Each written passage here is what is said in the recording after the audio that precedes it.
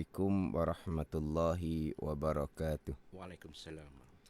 Alhamdulillahi rabbil alamin.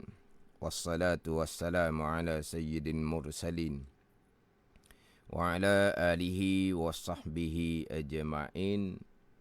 Rabbi syrah li sadri wa yassir li amri wahlul 'uqdatam min lisani yafqahu qawli. Subhanaka la ilma lana illa ma 'allamtana innaka antal alimul hakim. Wala hawla wala quwwata illa billahil aliyyil azim. Terima kasih kepada Ijo dan kepada sidang pendengar Salat Ad-Dinul Khalis.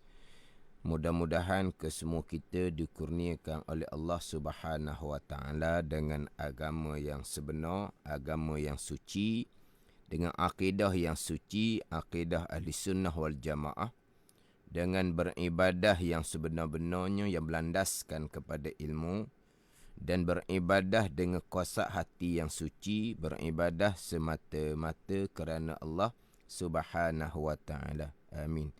Jadi insya-Allah untuk slot kali ini akan membicarakan rukun iman yang ke-6 daripada 6 rukun iman, iaitu beriman dengan qada dan qadar Allah Subhanahu Wa Taala. Beriman dengan qada dan qadar Allah Subhanahu Wa Taala. Jadi di rukun iman yang ke-6 ni, dua pegangan yang akan kita bicarakan. Pegangan yang pertama, qada Allah Subhanahu Wa Taala. Pegangan yang kedua, qadar daripada Allah Subhanahu Wa Taala. Dan pembicaraan rukun iman yang ke-6 ini mungkin akan lama jugalah pembicaraannya. Mungkin beberapa slot pembicaraan berkaitan dengan qada dan qadar Allah Subhanahu Wa Taala. Satu tajuk insya-Allah saya akan susun. Kemudian kepada sidang pendengar, supaya ambil faham satu peringkat, satu tajuk. Kemudian kalaulah kita sudah di tengah pembicaraan, kita masih lagi boleh mengulangi pembicaraan qada dan qadar daripada awal, sebab sidang pendengar boleh mengikuti dalam FB Terengganu FM. Jadi dalam FB Terengganu FM ada dalam simpanan tu. Jadi kalaulah sidang pendengar tu nak mengulangi pun boleh, nak ambil sipang pun boleh. Kalau ke depan dah nak undur balik pun boleh. Sebab untuk kita memahami slot-slot kemudian ni, kita kena mula memahami daripada hak awal. Kalau ambil tengah tu dia tak jadi. Kalau ambil tengah, dia kena ambil daripada awal. Kena kejap daripada awal satu insya-Allah, barulah kita boleh jalan satu peringkat. Jadi secara kasarnya dua pembicaraan dah di situ. Satunya pembicaraan qada, satunya pembicaraan qadar. Kemudian qada qadar ni, qada ada hak qada azali, kita akan bicara satu-satu. Dan ada qada catatan di Lauh Mahfuz. Yang ada qada yang putus, ada qada yang muallaq yang tergantung di Lauh Mahfuz. Kemudian qada dan qadar ini pula merangkumi perkara baik dan juga merangkumi perkara jahat. Qada dan qadar Allah Subhanahu Wa Taala. Itu kita cerita bab qada. Pergi pula pada qadar, perbuatan Allah Subhanahu Wa Taala.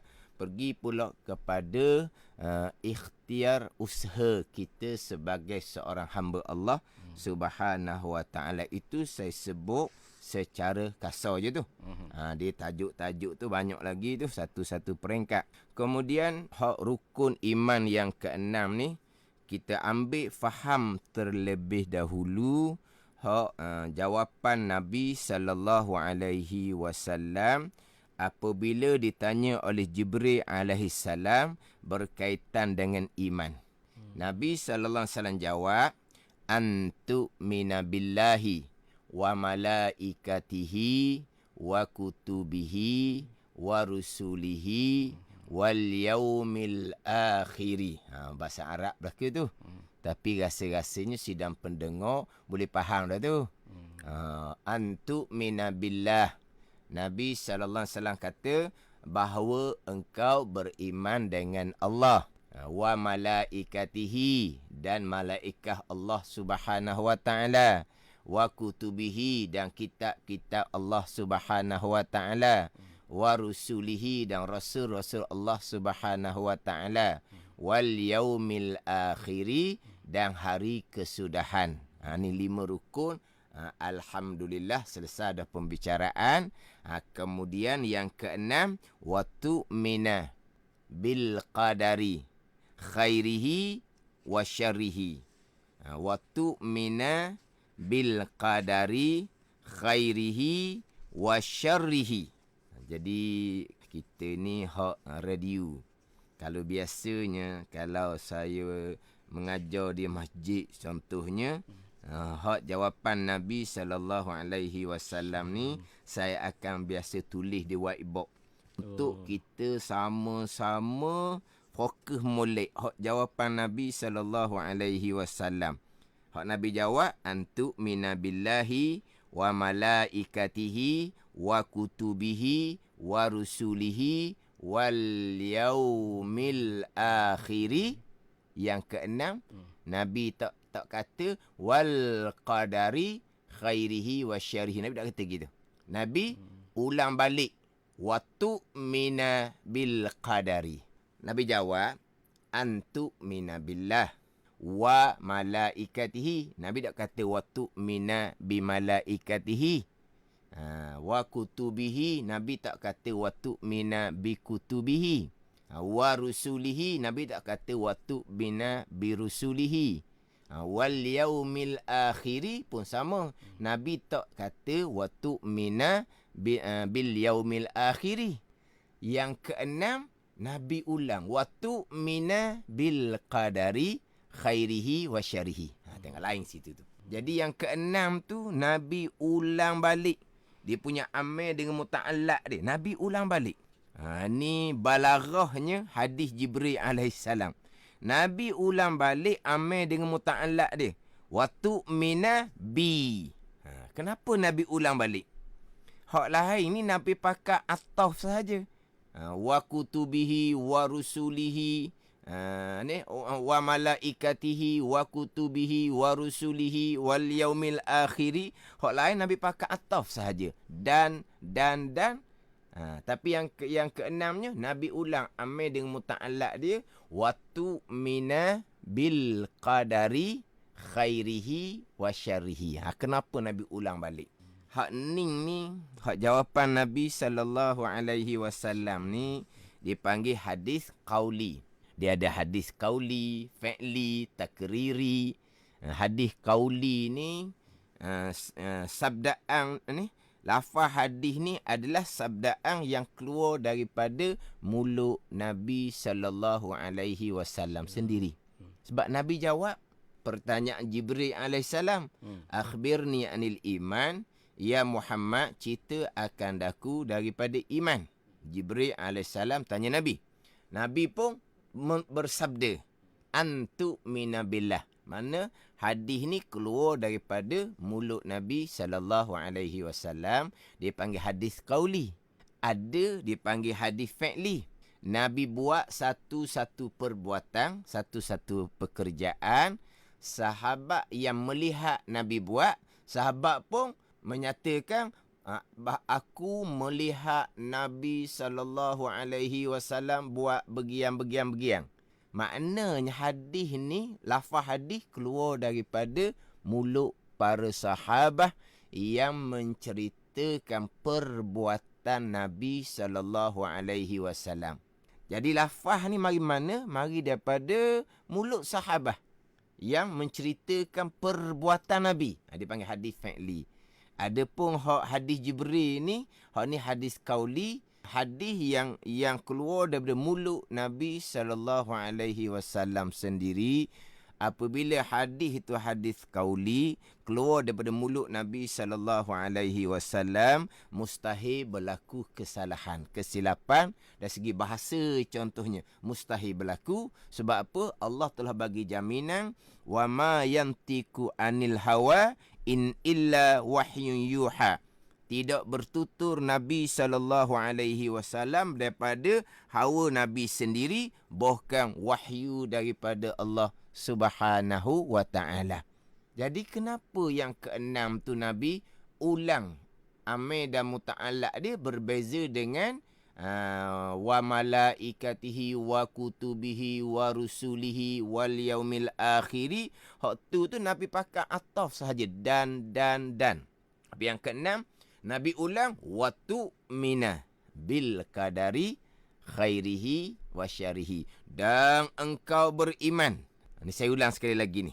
Sidang pendengar ambil perhati molek ni. Jawapan Nabi SAW ni. Nabi jawab, antu mina billahi wa malaikatihi wa kutubihi wa rusulihi wal yaumil akhiri wa tu'mina bil qadari. Itu Nabi ulang. Nabi tak kata wal yaumil akhiri wal qadari khairihi wasyarihi. Nabi tak kata gitu. Nabi kata wa tu'mina bil qadari khairihi wasyarihi. Ni Tok Guru ni dia bahas panjang sini ni. Nabi ulang balik penekanan bahawa engkau beriman dengan qadar Allah baik dan jahat. Sebab apa? Sebab penting. Sebab penting. Kemudian kalau kita tengok dalam kitab Dalilul Falihin, syarahan kepada kitab Riyadhus Salihin, kitab hadis karangan Imam Ghazali rahimahullah, dihuraikan di dalam Dalilul Falihin tu kenapa Nabi mengulangi amir dan muta'allaqnya. Dia kata tambihan ala lihtimami bitasdiqi bih. Nabi mengulangi waktu mina bil qadari ni kerana tambih. Tambih ni apa? Tambihan ni kerana nak jaga-jaga. Tambih ni nak jaga-jaga. Alal ihtimam, atas penting. Tu kata penting tu. Atas penting bitasdiqi bihi, dengan membenar hati dengan qadar Allah baik dan jahat. Tapi Nabi ulang sebagai penekanan untuk kita jaga-jaga atas pentingnya membenar beriman dengan qadar daripada Allah baik dan jahat. Kenapa penting? Kerana di rukun iman ke-6 ni lah tempat gelincirnya pegangan orang-orang yang lemah pemahaman agama. Di rukun iman lah hak paling banyak tempat gelincir pegangan di kalangan mereka-mereka yang lemah pemahaman agama. Sebab tu Nabi tekan watu mina bil qadari khairihi wa syarrihi.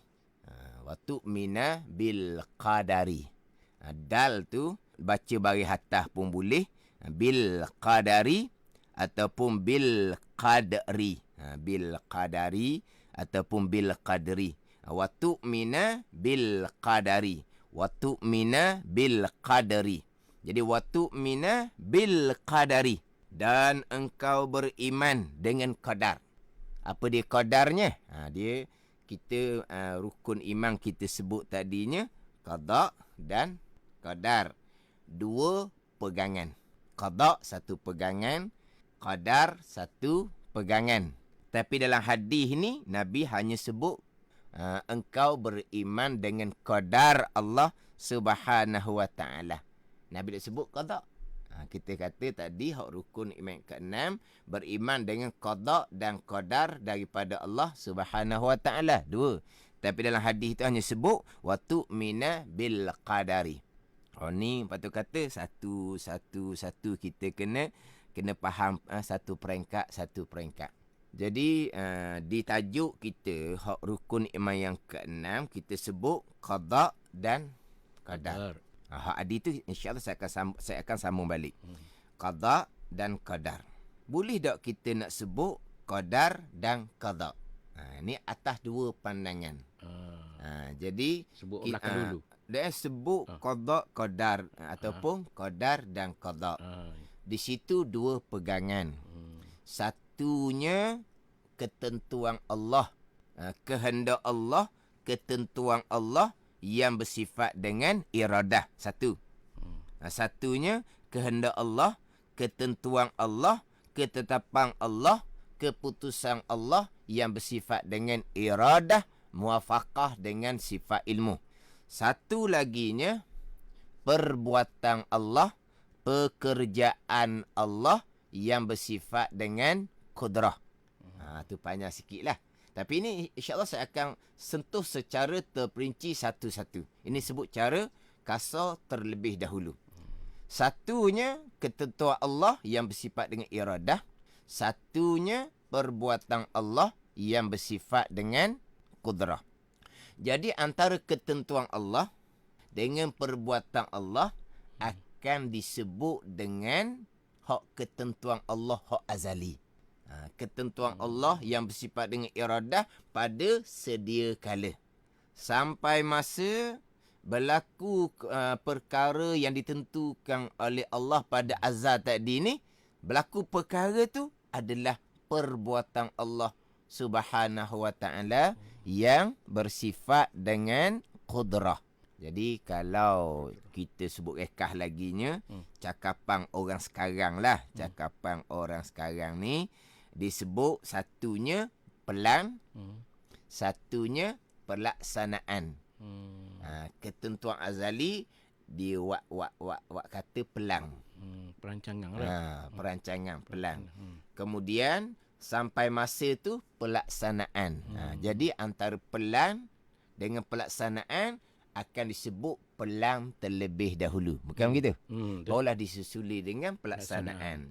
Jadi antara ketentuan Allah yang bersifat dengan iradah hak azali, hak sedia kala ni, dengan perbuatan Allah yang bersifat dengan kudrah hak berlaku sekarang ni, akan disebut hak ketentuan azali yang kita sebut sebagai pelang tadi terlebih dahulu, barulah pergi kepada perbuatan Allah yang bersifat dengan kudrah yang kita panggil pelaksanaan tu.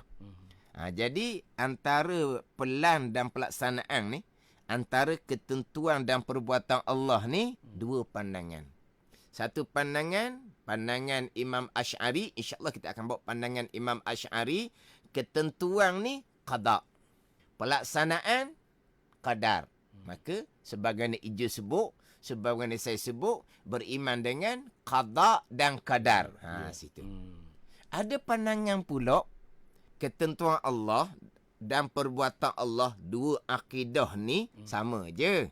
Tak ada khilaf, tidak ada berbeza di kalangan ulama dalam bab pegangan. Yang berbeza dari segi lughah dia, dari segi ketentuan Allah ni apa. Satu pandangan mengatakan ketentuan Allah ni nama dia qadar, bukan qada.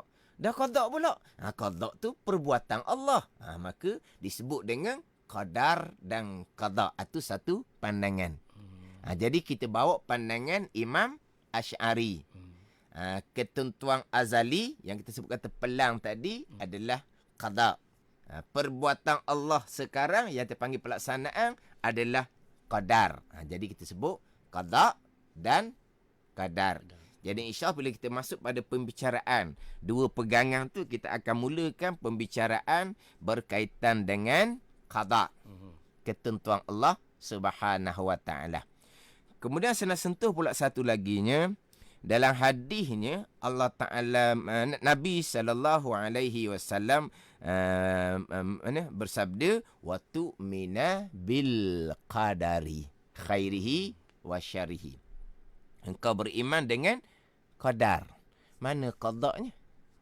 Tak sebut qada. Qadar sahaja. Qadar sahaja. Dan ada riwayat hadis pula sebut qada sahaja. Tak sebut qadar. Jadi dari segi bahasa Arab, ni dari segi bahasa Arab, Bahasa Melayu mungkin tak samalah. Bahasa Melayu mungkin grammar lah, grammar bahasa Melayu lah, tata bahasa panggil tau. Tata bahasa Melayu lah. Ni kita cerita hak bahasa Arab. Dia bahasa Arab ni ada perkataan yang mana apabila disebut secara satu daripada dua perkataan. Apabila disebut satu saja daripada dua perkataan, ataupun disebut kedua-dua sekali. Mana? Contohnya, sebut satu daripada dua perkataan yang kita nak bicara di sini, perkataan qada dan qadar. Disebut satu je. Disebut qada tanpa disebut dan qadar, tak ada. Ataupun disebut qadar macam dalam hadis ni tanpa disebut dan qada. Tak ada dan. Tak ada hot dan tu. Tak ada yang kedua. Satu sahaja. Dan terkadang disebut qada dan qadar. Yang lagi dua. Jadi qada dan qadar. Dia qada dan qadar ni begini. Apabila didatangkan satu daripada dua. Sama ada qada sahaja, tidak didatangkan dan qadar, ataupun qadar sahaja semua dalam hadis ni yang tidak didatangkan dan qada, kedua-dua makna ni akan masuk dalam satu perkataan. Jadi bila sebut kata beriman dengan qadar, dengan makna beriman dengan ketentuan Allah yang bersifat dengan iradah, dan beriman dengan perbuatan Allah yang bersifat dengan qudrah. Jadi dua lalu dah masuk. Dua lalu dah masuk dalam satu perkataan. Samalah juga dengan beriman dengan qada daripada Allah. Apa dia qada? Ketentuan Allah yang bersifat dengan iradah, dan perbuatan Allah yang bersifat dengan qudrah. Ada gitu. Sebaliknya, kalau didatangkan kedua-dua, beriman dengan qada dan qadar, yang sebagaimana Ijo sebut mula-mula tadi dan sebagaimana saya sebut dua-dua kan. Rukun iman yang keenam, beriman dengan qada dan qadar daripada Allah Subhanahu wa taala. Jadi qada makna dia sendiri, tak campur dengan makna qadar. Qadar maknanya sendiri, tak campur dengan makna qada. Apa makna qada? Kita pakai jalanan Imam Asy'ari. Qada adalah ketentuan Allah yang bersifat dengan iradah. Dan qadar, hak qadar, perbuatan Allah, pekerjaan Allah yang bersifat dengan qudrah. Suku-suku. Ini dari segi bahasa Arab. Iza ijtama'a aftaraka wa iza aftaraka ijtama'a. Itu dari segi bahasa Arab. Apabila didatangkan kedua-dua, beriman dengan qada dan qadar. Iftaraka dengan bahawa qada makna dia sendiri, qadar makna dia sendiri. Qada ketentuan Allah yang bersifat dengan iradah, qadar perbuatan Allah yang bersifat dengan qudrah. Wa izaftaraka ijtama'a. Apabila didatangkan qadar sahaja macam dalam hadis ni. Wa tu'mina bil qadari. Dan engkau beriman dengan qadar, maka kedua-dua makna ni masuk sekaligus. Mana? Beriman dengan qadar dengan makna beriman dengan ketentuan Allah yang bersifat dengan iradah, dan perbuatan Allah yang bersifat dengan qudrah. Ataupun kalau kita jumpalah pulaknya, beriman dengan qada, tak sebut qadar. Sama juga. Qada dengan makna ketentuan Allah yang bersifat dengan iradah pada azal, dan perbuatan Allah Subhanahu wa taala yang bersifat dengan qudrah. Gitu. Ni orang kata satu ni. Faham molek. Faham molek. Sebab kadang-kadang orang sebut macam dah hadis ni sebut qadar. Qada tak sebut. Kadang-kadang sebut qada. Qadar tak sebut. Walah kita rukun iman yang keenam ni bukan satu, dua. Beriman dengan qada dan qadar. Kena beriman kedua-dua ni. Satu daripada dua yang kita tidak imani, terpesonglah kitanya dalam bab akidah. Sebab qada satu pegangan, qadar satu pegangan asing-asing. Qada pula ada terpesongnya sendiri-sendiri. Qadar pun ada terpesong salahnya sendiri-sendiri. Dua pegangan nak kena mati molek. Berarti insyaAllah saya akan ambil satu-satu. Cerita qada dulu perhabis, kita pun cerita qadar pula. Kena faham satu-satu. Sebab apa? Sebab ini dua pegangan. Ini dua pegangan. Jadi kena faham satu-satu. Tapi dah dua pegang, kenapa sebut qadar saja? Mana qada? Kenapa sebut qada saja? Kenapa tidak ada qadar? Dia ni. Jadi sebut qadar saja, masuk dua pegangan di dalamnya. Ketentuan Allah dan perbuatan Allah. Sebut qada saja, sama juga. Dua pegangan di dalam tu. Ketentuan Allah dan perbuatan Allah. Kalau sebut secara satu daripada dua. Faham tak ni? Ada pun kalau sebut dua pula ada dua peseng. Ada yang sebut qada dan qadar. Ada yang sebut qadar dan qada. Sini pun cukup dah kalau kita dah faham. Kenapa ada dalam kitab sebut qada, qadar. Ada kitab sebut qadar, qada. Orang yang ngajar pula disebut qada dan qadar. Orang ngajar pula sebut qadar dan qada. Sebenarnya mana hak dahulu? Sebab kita macam sebut tadilah dua pegangan. Kita mati dah, satunya ketentuan azali. Satunya perbuatan Allah yang bersifat dengan kudrah. Mestilah kita sebut hak pelan terlebih dahulu, bukan gitu? Betul. Barulah kita sebut hak pelaksanaan. Perbuatan Allah. Jadi bila sebut qada dan qadar dan qada, mana sebenarnya hak kita panggil pelang tu hak mana? Qada ke qadar? Dua-dua ada. Satu pandang kata pelan qada, pelaksanaan qadar. Ada pandangan pula pelang qadar, pelaksanaan qada. Maka keluar dua. Sama ada qada dan qadar ataupun qadar dan qada. Jadi kita jelas dah sini, kita akan bawa jalanan Imam Asy'ari. Qada, ketentuan Allah yang bersifat dengan iradah. Qadar, perbuatan Allah yang bersifat dengan kudrah. Jadi qada dan qadar. Jadi bila sebut qada dan qadar, qada makna dia sendiri, qadar makna dia sendiri.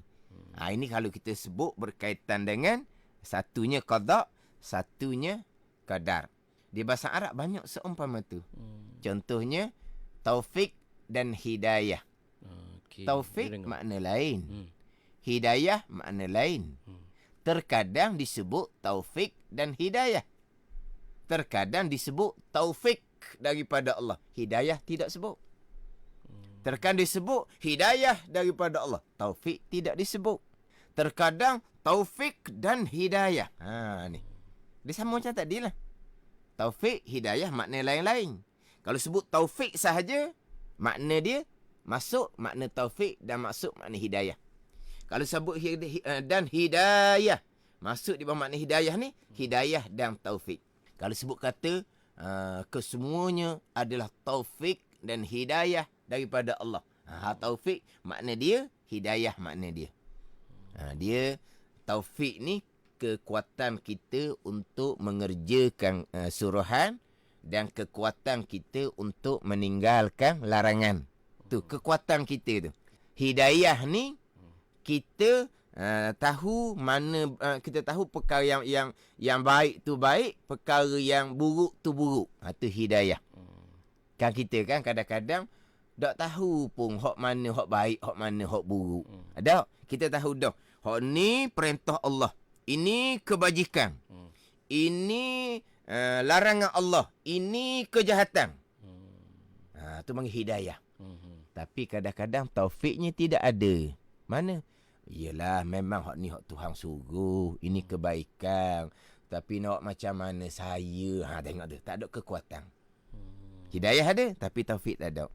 Memanglah hak ni benda larangan Allah ni, benda yang tak baik ni. Tapi kenapa kamu teruskan? Nak buat guana saya. Tengok dia tak ada kekuatan, tak ada taufik. Faham tak ni? Jadi yang kita naknya taufik dan hidayah. Faham tak ni? Tapi kadang kita minta hidayah saja. Allahumma hdina. Allahumma hdini fi man hadait. Ada doa kunut tu kan? Kita minta hidayah. Taufik tahu minta ke? Masuk dah makna taufik tu di dalam. Kita baca dalam duduk antara dua sujud tu kan. Wahdini wa'afini tu. Wahdini, kita minta hidayah. Dah? Taufik tambah ke? Cukup dah. Sebut satu, dua-dua masuk dalam. Dirangkum sekali. Dirangkum lalu dah. Taufik daripada Allah. Dengan makna perkara yang baik kita nampak baik dan kita boleh turuti. Perkara yang buruk kita nampak buruk dan kita boleh tinggal. Dia gitu. Jadi dua-dua selalu masuk dalam. Tapi kalau sebut daripada taufik dan hidayah daripada Allah, maka taufik makna dia sendiri, hidayah makna dia sendiri. Dia gitu. Ini sebagai tambahan pada kita. Contoh laginya Islam dan iman. Sama juga. Kita cerita bicara Islam, iman, ihsan terdahulu kan. Islam lain. Iman lain. Tapi kalau sebut kata orang-orang Islam, maknanya orang Islam yang beriman. Orang yang beriman, makna orang beriman yang Islam. Dia dua-dua masuk. Tapi kalau sebut mereka lah di kalangan orang-orang Islam yang beriman dengan Allah. Awak lagi dua pula dah. Mereka adalah orang Islam yang beriman. Islam ni terima zahir, iman ni percaya hati. Sebab dia bagi dua tu. Tapi kalau mak kata orang Islam, kamu sebut orang Islam. Kalau zahir saja terima, hati tidak percaya, tak cukup. Kena sebut orang Islam yang beriman, barulah lengkap. Tak apa, sebut orang Islam cukup dah. Bila sebut kata orang Islam, maknanya orang ni orang Islam yang beriman. Ataupun sebut kata orang yang beriman, dengan makna orang beriman yang Islam. Kalau sebut satu, masuk kedua-dua makna. Kalau sebut suku-suku, orang Islam yang beriman dengan Allah. Mana apa? Orang Islam yang timur zahir, yang beriman ni hak percaya hati. Ini sebagai bandingan kepada kita. Nak pergi kepada hak qada dan qadar Allah Subhanahu wa ta'ala. Tengoklah. Selok kita pun nak habis dah selok ni. Panjang lagi ni baru di permulaan baru ni. Huraian secara umum baru ni. Rakung dulu belaka qada qadar. Kemudian insya-Allah barulah kita pecahkan pula antara qada dan qadar. Ini kita panggil huraian secara umum terlebih dahulu. Kemudian kita balik semula kepada hak Nabi jawab, wa tu'mina bil qadari khairihi wa syarrihi. Dan engkau beriman. Tengok tu Nabi ulang balik, wa tu'mina, tu penekanan. Sebab apa? Penting di sinilah hak banyak terpesong, walaupun terkadang yang terpesong tu di kalangan mereka yang tidak disangka-sangka terpesong. Dan kita sebut. Siapakah mereka yang tidak disangka-sangka terpesong? Mereka yang digelar sebagai orang yang berpengetahuan agama. Kalau orang yang tidak ada pengetahuan agama, salah padang, awak salah.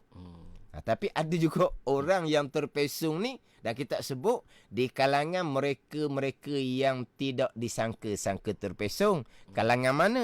Kalangan yang dikatakan berpengetahuan agama, tiba-tiba terpesong juga. Ni dalam bab hak rukun iman yang keenam. Sebab tu Nabi tekan, wa tu'mina bil qadari. Dan engkau beriman dengan apa di qadar? Ketentuan Allah yang bersifat dengan iradah dan perbuatan Allah yang bersifat dengan qudrah. Nabi pun sambung pula dengan badal, dipanggil ataf bayang. Khairihi wa syarrihi. Tengok. Wa tu'mina bil qadari. Nabi badalkan dengan khairihi wa syarrihi. Mana hak kata qadar daripada Allah ni? Ketentuan Allah yang bersifat dengan iradah, perbuatan Allah yang bersifat dengan kudrah ni mana? Khairihi, perkara baik datang daripada ketentuan Allah dan perbuatan Allah. Wa syarrihi, perkara jahat pun datang daripada ketentuan dan perbuatan Allah. Apa dia perkara baik? Iman dan ta'ah seseorang datang daripada qada dan qadar Allah. Mana perkara jahat? Kufur seseorang, melakukan maksiat oleh seseorang pun qada dan qadar Allah, ketentuan dan perbuatan Allah Subhanahu wa ta'ala. Kenapa Nabi datangkan pula badal dengan khairihi wa syarihi? Kenapa? Kerana nak mentawdihkan, kerana nak menjelaskan lagi bahawa hak ketentuan Allah dan perbuatan Allah ni perkara baik pun ketentuan Allah, perkara jahat pun ketentuan dan perbuatan Allah Subhanahu wa taala. Jadi Nabi datangkan badan kerana nak menjelaskan, serta Nabi taukidkan, Nabi tekankan dengan Nabi ulang balik waktu mina bil qadari tadi. Tu taukid dah tu. Nabi nak kuat balik, Nabi nak kejap balik, Nabi kata Nabi ulang balik waktu mina bil qadari. Kemudian Nabi perjelaskan lagi ketentuan Allah dan perbuatan Allah ni khairihi wa syarihi.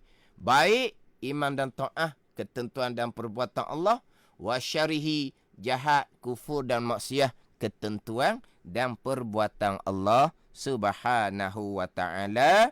Kemudian dalam hadis yang lain, hadis sahih Muslim, Nabi bersabda, wal qadari kulli.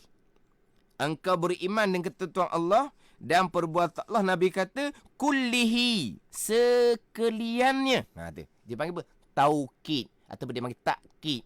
Nabi mengkuatkan lagi bahawa ketentuan Allah dan perbuatan Allah ni kullihi, sekaliannya adalah ketentuan dan perbuatan Allah Subhanahu wa taala. Ini untuk slot yang pertama lah. Hak rukun iman yang keenam, beriman dengan qada dan qadar daripada Allah Subhanahu wa taala. Perkara baik pun qada dan qadar, perkara jahat pun qada dan qadar. Kemudian perkara jahat kita beriman qada dan qadar, tetapi dari segi adab percakapan kita dilarang menyandarkan perkara jahat kepada Allah Subhanahu wa taala. Dari segi percakapan, yang baik daripada Allah, yang tak baik datang diri saya sendiri. Kemudian kita ahli sunnah wal jamaah, sekalian perkara qada dan qadar Allah, kita wajib berpegang di akidah kita. Kita ada ikhtiar dan usaha. Kita wajib berpegang, kita ada pilihan dan perbuatan, tetapi pilihan dan perbuatan kita tetap datang daripada qada dan qadar Allah Subhanahu wa taala. Jadi mudah-mudahan Allah Taala beri pemahaman ilmu agama, terutama sekali ilmu berkaitan akidah. Mudah-mudahan kita berpegang dengan akidah yang suci, akidah ahli sunnah wal jamaah. Wallahu a'lam. Jadi itulah perkongsian untuk pada minggu ini. Tadi Ustaz telah membicarakan secara umum, Ustaz, ya? Ya, secara umum tentang membicarakan rukun iman ke-6, iaitu qada dan qadar Allah Subhanahu Wa Taala secara umum lah. Jadi untuk minggu ini kita hentikan dulu di sini, insya-Allah. Jadi sebelum itu saya mempersilakan Ustaz untuk bacakan doa seperti biasa, Ustaz. Bismillahirrahmanirrahim. Alhamdulillahirabbil alamin. Wassalatu wassalamu ala sayyidil mursalin wa ala alihi washabbihi ajma'in. Allahumma iftah alaina futuhal arifin. Allahumma allimna ilma akdamin wa fahimna famasabikin warzuqna ruqat talibin. Allahumma zidna ilman wa alhiqna bis salihin. Wa sallallahu ala sayyidina Muhammadin wa ala alihi wa sahbihi wa sallam. Walhamdulillahi rabbil alamin. Wassalamualaikum warahmatullahi wabarakatuh.